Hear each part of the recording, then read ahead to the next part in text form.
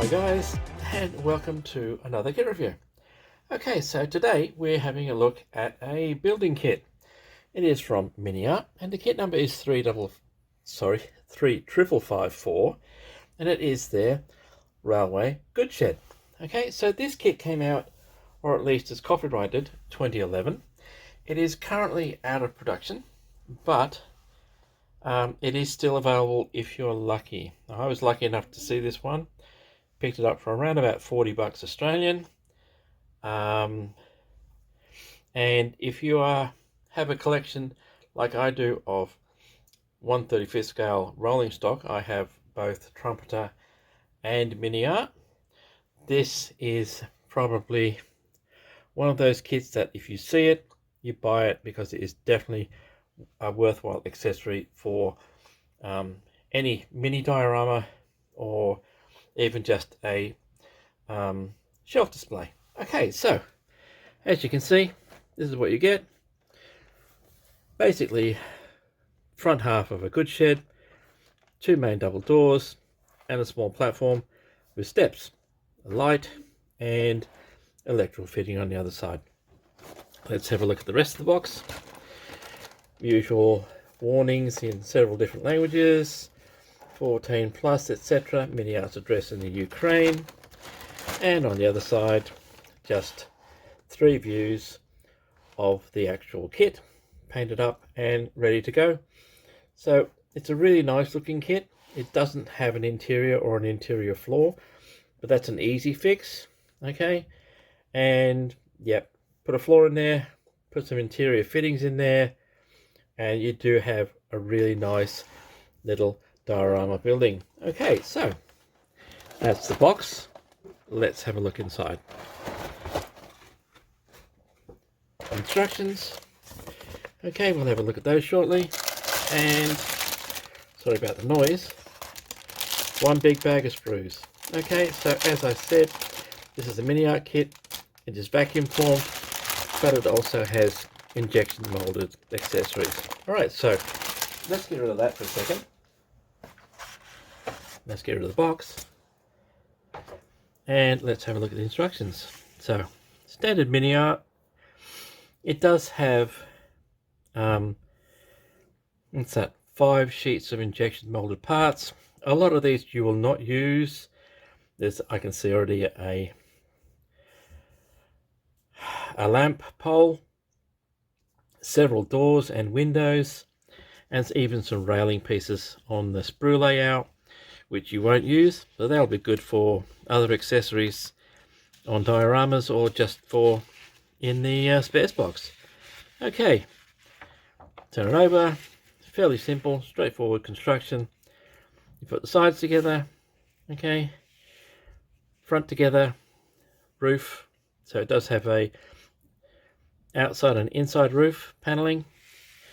This is your front platform. Sides go on the front. This is your stairs going together. So individual steps and sides, couple of windows. This is your basic platform for the top. Your main barn doors, which I'm pretty sure if you worked it right, you could have either the main doors open or even just the smaller entry door, and that's it basically. Put the platform on, the doors in, steps go on, and then your accessories, which is just the hanging lamp on one end where the stairs are, and the electrical connection on the other side. Painted up, so literally you could put this together in one session, glue it together in a day, next few days probably, you could spend just painting it up. Okay, so that's the instructions. In a second, I'll open the bag and we'll have a look at the sprues.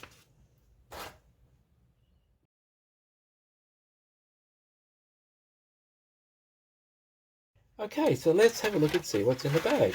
So we have 1, 2, 3, 4, 5, 6 vacuum formed sheets, and 1, 2, 3, 4, 5, 6 injection molded sheets. Okay, so already looking at the injection molded, there's a lot of parts on here which you will not use. They're going to be great for the spares box. All right, so let's have a look at the first sheets. The roof. Okay, so these are your basic tiled, really nice definition, very sharp. Being a vacuum formed, it does have these little pips scattered across it, and they're actually easily sanded down. There are sometimes little indents which will need to be filled, but apart from that, fairly simple, very easy piece to cut out because you only have to trim straight down the side here, and there's your roof. And that is a pretty good indication of how big this kit is. Let me grab, there we go. This is Franz. He is a German policeman. Okay, 35th scale policeman, and there you have it. So that's how big this building really is. It will take up a reasonable amount of space on your shelf. Okay, so that is the outer roof.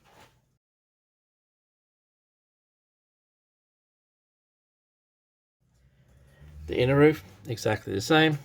Does have the support beams, does have, and I'll give you stills of these anyway, the pips from the vacuum forming, which can be up to you. I would sand them down because they will show up quite badly once you paint this, but overall the wood texture is really nice, really sharp. Okay, so let's put that one away.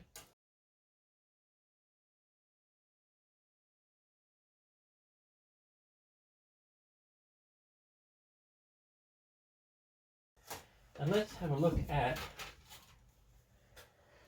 okay, so here we have the front of the building. Okay, coarse brickwork on the bottom, fine brickwork surrounded by wooden paneling, sorry, wooden beams, not paneling. Does have a really nice texture. Okay, will pick out quite nicely. There are some molding pips and things around the windows and around the door frame, which will need to be sanded down, but that's an easy one. But overall, really nice molding on that, very sharp and fairly straight lines to cut, which is what I like. Nothing fancy. The only care you'll have to do is around the windows, but that's not too bad. Okay, so that is the front of the building.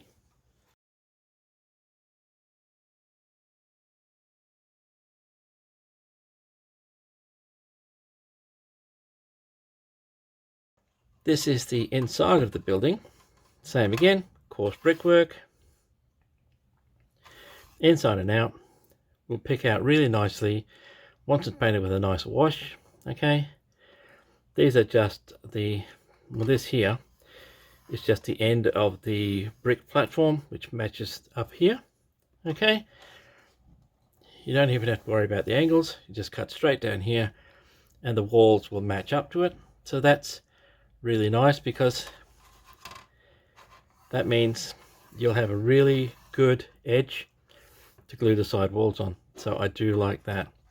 All right, so cutting the windows and doors out like this shouldn't be a major problem. Okay, height wise,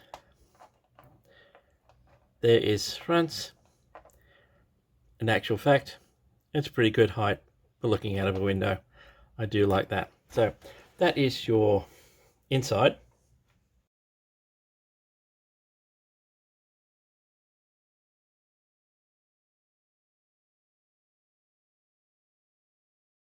So this is the Sides of the building, again, coarse brickwork, fine brickwork with wooden beams. This is the top of the brick platform, and as you can see, and I'll give you shots of this anyway, it does have moulding pips which will need to be sanded down before you paint, but overall the moulding quality, it does have a fair few extra pips on this brickwork as compared to the front and inside front, but not a hard thing to deal with. Sand it down and it's done. So that is the outer walls.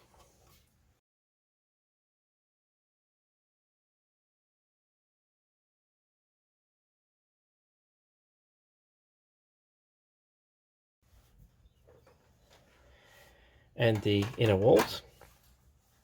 Okay, so you do have two pieces of coarse brickwork. One is the front of the stone platform and one is the top. This is the front. The other one was the top, which was bigger tiles. Again, really nice texturing. Came out really well with a nice wash. The only issue I see is it doesn't have an interior floor, but that's easily fixed. Okay, so that's the vacuum forming.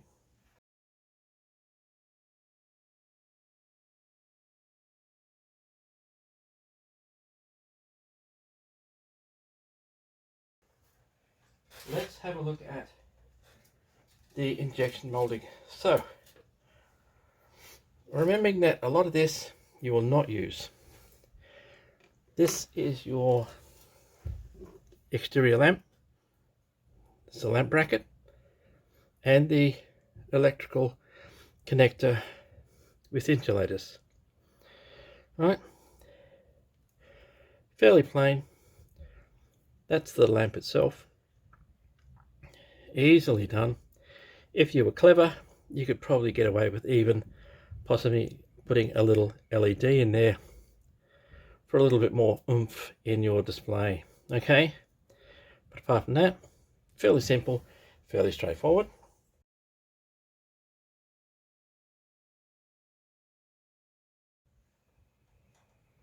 You do get several other sheets of injected molded, and what you see here is the actual stairs, steel stairs to the platform. Okay, so platform pieces, it's almost like a checker plate texture on here, a little bit of flash on some of these parts, but the stairs and things are quite clear. And even though this doesn't have or show a railing, you do actually have a railing that you could use if you wanted to on this steps. So move those out of the way so you get a better view. Okay, really nice texturing, really well done, and not that much flash on these parts. So yeah, I do like that. We'll have a look at the other two small parts. They're both the same. Same again. This is just a spare, straight in the spares box. Steps and risers, etc. So really nice. Not much flash, a little bit of flash here. Easily cleaned up, okay? That's the stairs.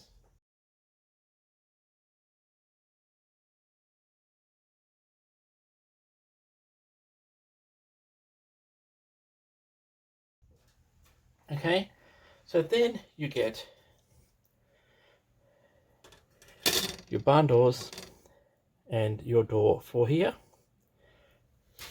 The rest of it is pretty much spare parts. Downpipes. This is a street lamp, okay? You don't use any of these. So I don't know why Miniart just didn't cut that, but hey, it is what it is. It does have the individual planks outlined, but no wood texture. Okay, but of course this would be painted anyway, so whatever wood texture would be on it would be covered by the paint. It's really nice. Let's have a look at the other side. Really nice details. Okay, this will paint up really nice. Okay, you do get the hinge parts. There's a little bit of flash here, but it's not really on the hinges, so the hinges might be a little bit huge, but once they're on, I don't think you'll notice it. Okay, so that's the doors.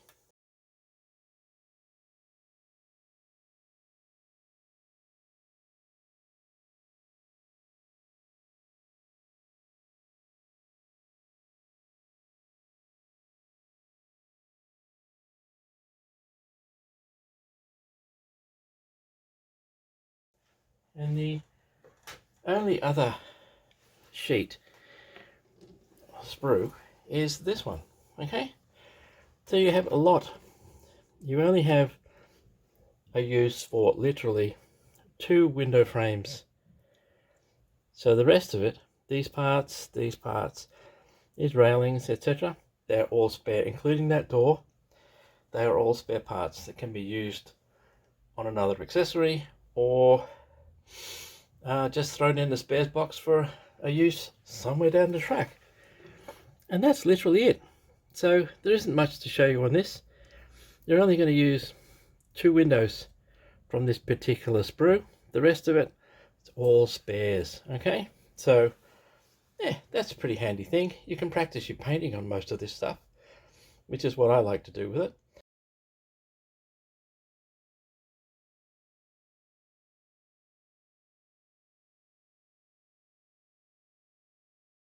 That is, in actual fact, it. That is Miniart's 1/35th scale good shed.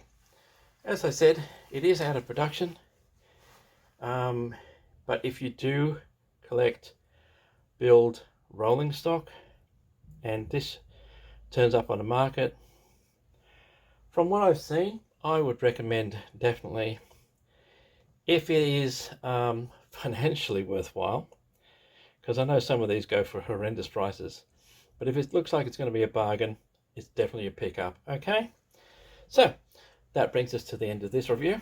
I hope you've got something from it, and thank you for watching. Thank you for subscribing. Thanks for your comments, and until next time, as usual guys, take it easy, and I'll see you later.